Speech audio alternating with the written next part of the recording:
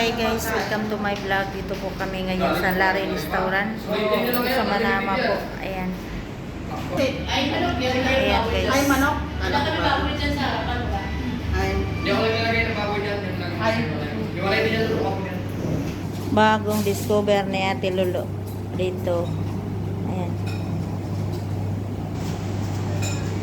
Manginasal daw.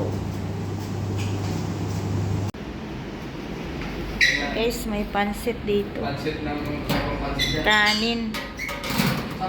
Ayan. Ayan, sabaw. Napaluto na lang daw guys yung ano, 1.99. pagkain. Saka yung salad. Hindi kami. Ayan guys. Mga barbecue, quick, toron, Shanghai, chicharon. May pahalo-halo pa si Ate Lolo. Oh, di ba? Tapos may binili pa sa dyan, oh.